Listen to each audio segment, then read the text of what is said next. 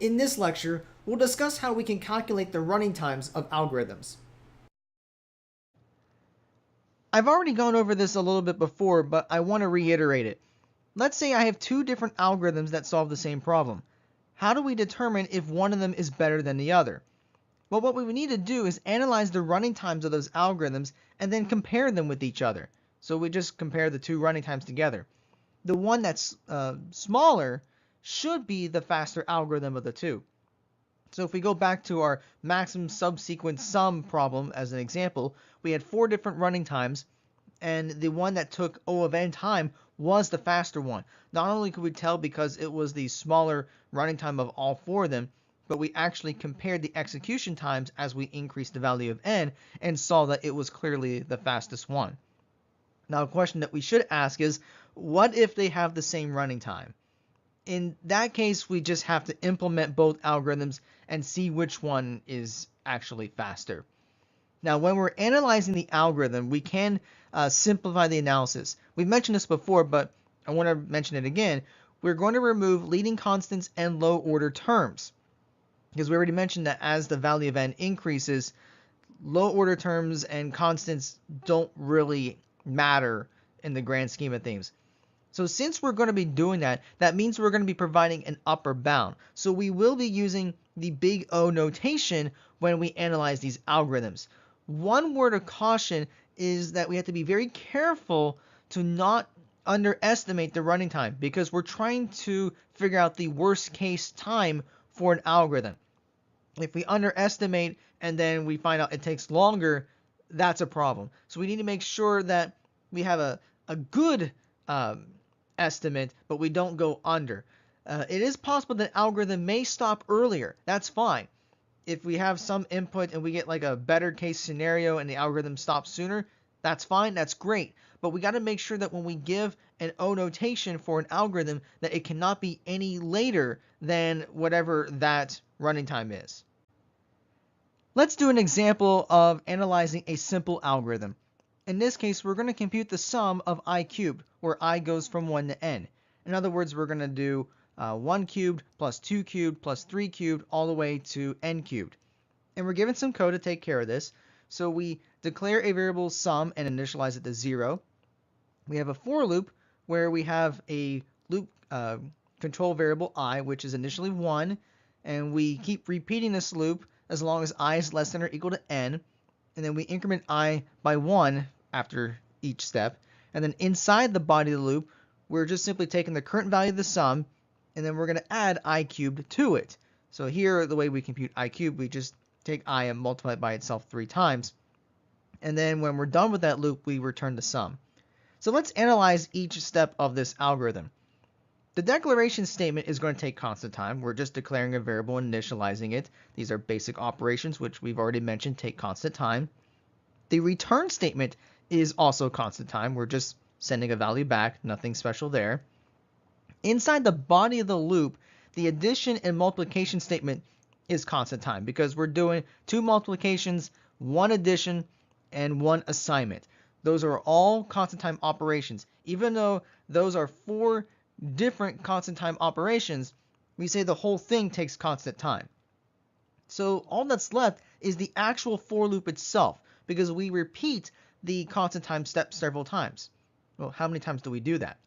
Well, let's think what's going on inside the for loop. We have an initialization statement that takes constant time. We're just declaring the variable I and setting it to 1. The comparison part takes n plus 1 times.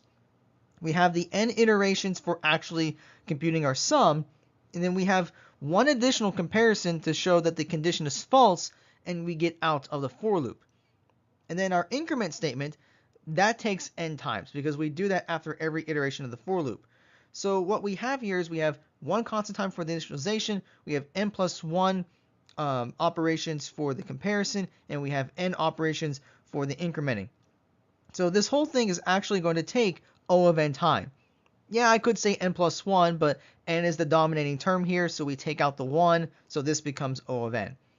Now, what about the entire program?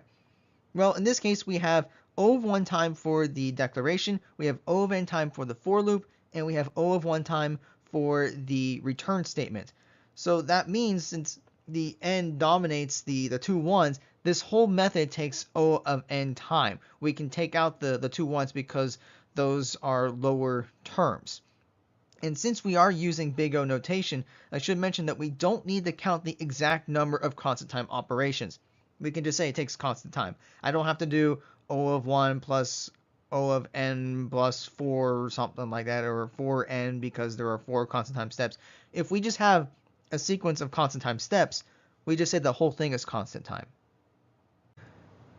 We'll now discuss some general rules whenever we're dealing with specific types of control structures or different types of statements in our code and how we would analyze those different structures or statements. Our first rule involves for loops, and you can kind of see what we did in our earlier example, but the way we compute the running time is we get the running time of the statements inside of the loop, and this includes all the tests, so the number of comparisons as well. And we just take that and multiply it by the number of iterations, and that gives us the total time of the for loop. So in our earlier example, the body of the loop took constant time because we just had constant time operations in there, and we had O of n iterations of the for loop because we had the n plus 1 comparisons. So that just means that we take the two running times, multiply them together, and that gives us the total running time of the for loop. So that's why in our last example, the for loop took O of n time. Now, what about nested loops? To get the total running time for a nested loop, we take the running time of the statements on the inner part of the loop, or the body of the loop, and then we multiply it by the product of the sizes of all the loops. So what does that mean? Let me give you an example. So let's say we have the following nested loop. So our outer loop, we have I as our loop control variable that goes from 0 up to n minus 1. And then we have our inner for loop where we have j goes from 0 all the way up to n minus 1.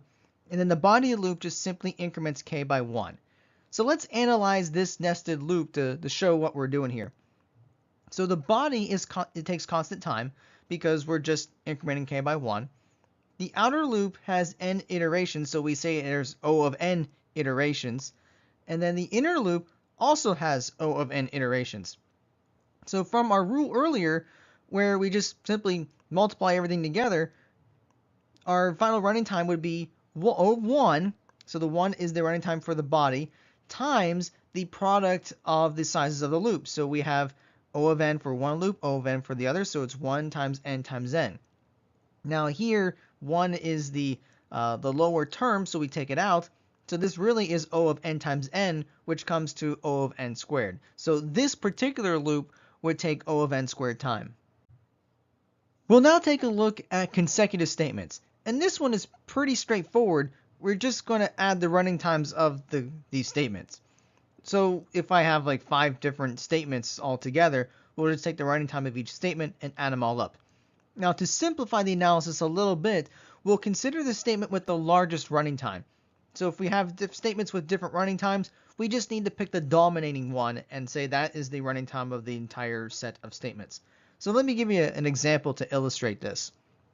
So let's say we have the following code where we have pretty much 2 different statements. We have a for loop where we have some array element AI, and we're initializing all the elements to 0. And then we have a nested for loop where we're doing some computation to store something in each element in this array. So let's see what's going on here. The first for loop is going to take O of n time because the body of the loop is constant time and we have O of n iterations. The second for loop takes O of n squared time. We just pretty much did the same thing here in our last slide. We have a nested for loop. Both of them have O of n iterations, and the body of the loop takes constant time, even though we have several addition statements and an assignment statement all put together as a single statement. So what that means is the running time of this entire code would be O of n plus n squared, since they're consecutive statements. But since the n squared term is the dominating term, we can say that this whole thing takes O of n squared time. The last general rule involves the if-else statements.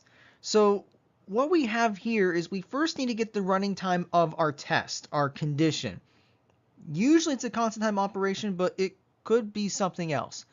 And then the running time of the entire if-else statement cannot be any more than the time of this condition plus the larger of the two possible cases. So we have the if part that's true and the false part, the true part and the false part. So we take the running times for both of these cases, and then we would say pick the larger of the two.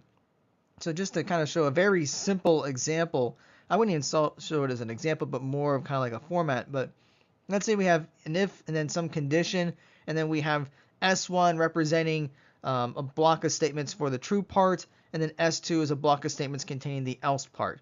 So the running time of this section of code is going to be the time that it takes to compute the condition, and then the larger of S1 and S2. So whichever one is larger, we would say that the entire running time is the condition plus the larger of S1 and S2.